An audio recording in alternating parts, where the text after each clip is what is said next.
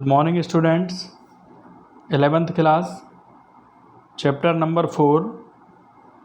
Chapter name is Process and Basis of Accounting.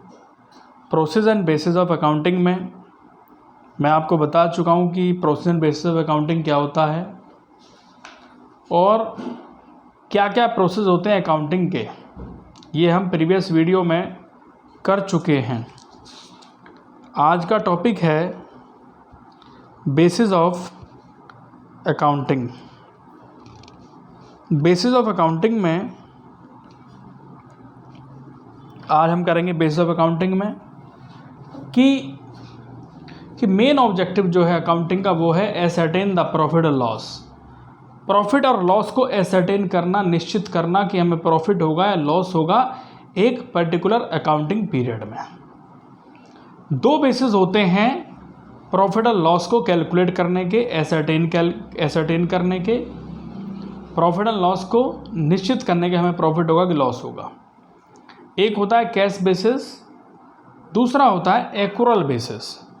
Cash basis of accounting में क्या किया जाता है? कैश बेसिस ऑफ अकाउंटिंग में अंडर दिस बेसिस, इस बेसिस में इनकम आर नॉट रिकॉर्डेड। उन इनकम को रिकॉर्ड नहीं किया जाता जो कैश में नहीं होती। जो इनकम कैश में होती हैं उन्हीं को रिकॉर्ड किया जाता है जो कैश में रिसीव होती हैं। ऐसे ही expenses are recorded only when they are paid in cash. Expenses हम उन्हीं को रिकॉर्ड करते हैं जो कैश में पे किए जाते हैं, जिनका भुगतान कैश में किया जाता है। जो एक्सपेंसेस कैश में नहीं किए जाते उन्हें हम रिकॉर्ड नहीं करते। दूसरे शब्दों में अगर कहें, क्रेडिट ट्रांजैक्शंस को रिकॉर्ड नहीं करते। क्रेडिट ट्रांजैक्शंस को यहाँ पे रिकॉर्ड नहीं किया जाता, इग्नोर किया जाता है। कैश एक्चुअली रिसीव और पेड फॉर देम।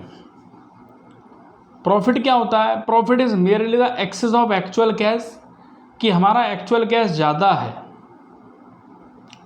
जितना हमने भुगतान किया है उससे ज़्यादा, जितना हमने पेमेंट किया है उससे ज़्यादा है।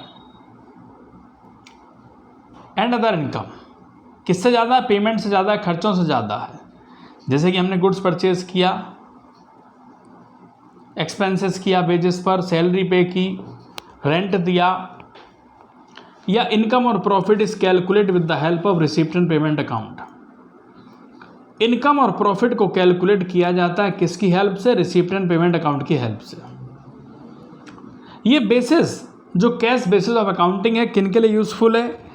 यूज़फुल है डॉक्टर्स के लिए, लॉयर के लिए, चार्टर्ड अकाउंटेंट के लिए। इनके लिए ये यूज़फुल है, जो भी प्रोफेशनल पर्सन होते हैं। एडवांटेज क्या होता है? एडवांटेज ये है कि ये जो बेसिस है बहुत ही सिंपल है, रियलिस्टिक है और satisfy the conservatives of many people, और बहुत सारे पीपल को सेटिस्फाई करता है।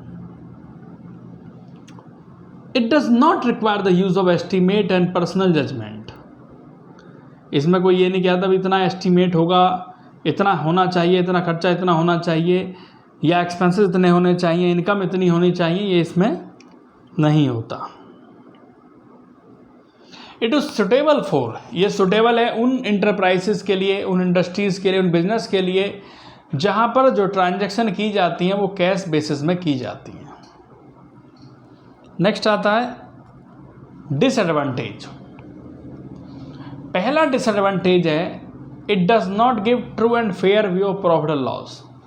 ये हमें सही प्रॉफिट और लॉस नहीं बताता। ये हमें सही पिक्चर नहीं बताता कि हमें प्रॉफिट हुआ है या लॉस हुआ है, और फाइनेंशियल कंडीशन हमारे बिजनेस की कैसी है ये भी ये नहीं बताता। क्यों नहीं बताता? क्योंकि इसमें इग्नोर किए जाते हैं आउटस्टैंडिंग एक्सपेंसेस। आउटस्टैंडिंग एक्सपेंसेस को इसमें कंसीडर नहीं किया जाता। आउटस्टैंडिंग एक्सपेंसेस उन्हें कहते हैं जिन एक्सपेंसेस को हमें करना है लेकिन अभी तक किए नहीं हैं। प्रीपेड एक्सपेंसेस को यहाँ ध्यान में नहीं रखा जाता। प्रीपेड एक्सपेंसेस क्या होते हैं? जिन एक्सपेंसेस का पेमेंट एडवांस में हम कर चुके हैं, ऐसे एक्सपेंसेस जिनका पेमेंट हमने एडवांस में कर दिया है। एक्रूड इनकम, एक्रूड इनकम क्या होती है? जो इनकम आपको मिलने वाली है, जो इनकम आपको अभी तक मिली नहीं है, मिलनी है। वर्क आप कर चुके हैं, काम आप कर चुके हैं, लेकिन पैसे अभी तक नहीं मिले हैं, तो जो मिलना है वो एक्रूड इनकम है।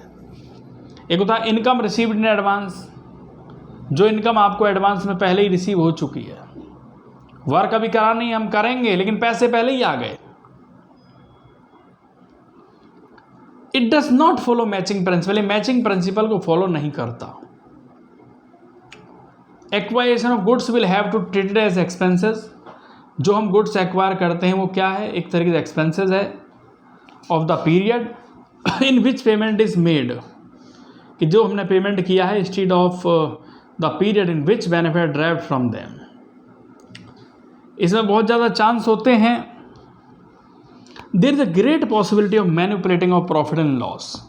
हम प्रॉफिट को मैनिपुलेट कर सकते हैं, प्रॉफिट को चेंज कर सकते हैं कैश बेसिस ऑफ अकाउंटिंग में, क्योंकि पेमेंट में भी आइदर डिले, क्योंकि पेमेंट डिले हो सकती है, अर्ली हो सकती है, ऐसे ही इनकम भी पोस्टपोन्ड हो सकती हैं या जल्दी हमें रिसीव हो सकती हैं। नेक्स्ट आता है company act 13 does not recognise it. Company act 2013 इसको रिकॉग्नाइज नहीं करता। नेक्स्ट आता है accrual basis of accounting. Accrual basis of accounting में income are recorded when they are earn और एक्रूड। इसमें इनकम को हम रिकॉर्ड करते हैं जो रिसीव हो चुकी हैं या जो रिसीव होने वाली हैं, चाहे वो कैश में रिसीव हुई हैं, कैश में रिसीव नहीं हुई हैं। आपने सेल किया, credit will be include in the total sale, तो उसे टोटल सेल में इंक्लूड किया जाएगा of the period. Expenses are recorded when they are incurred. Expenses में रिकॉर्ड किए जाएंगे चाहे वो हो चुके हैं या होने वाले हैं, जो खर्चा हमारा हो चुका है या जो खर्चा हम करने वाले हैं। And not when cash is paid for them. Rent due to landlord but not paid will be treated as expenses. जो खर्चा हमें लैंडलॉर्ड को देना है लेकिन अब तक दिया नहीं गया, जो देना है वो भी एक्सपेंसेस है, उसको भी हम यहाँ कंसीडर करते हैं। Not in period when it is paid, कि जब वो पे करते तब इसे रिकॉर्ड करेंगे, लेकिन अगर आपने पे नहीं किया है, पे करना, तब भी हम इसे रिकॉर्ड करेंगे। एक्रूरल बेसिस में profit and loss particular period is the result of matching of revenue earn and expense incurred during the period. This makes it necessary to consider outstanding expenses. यहाँ ज़रूरी है कि आउटस्टैंडिंग एक्सपेंसेस को consider किया जाता है। Prepaid expenses को हम भी कंसीडर करते हैं, एक्रूड इनकम को भी यहाँ कंसीडर किया जाता है। जो इनकम रिसीव इन एडवांस हो चुके हैं उन्हें हम यहाँ कंसीडर करते हैं। कंपनी एक्ट 13 इसे रिकॉग्नाइज करता है और टू मेंटेन देयर अकाउंट, और यहाँ पे हम अकाउंट मेंटेन करते हैं according to accrual basis of accounting. Next आता है एडवांटेज।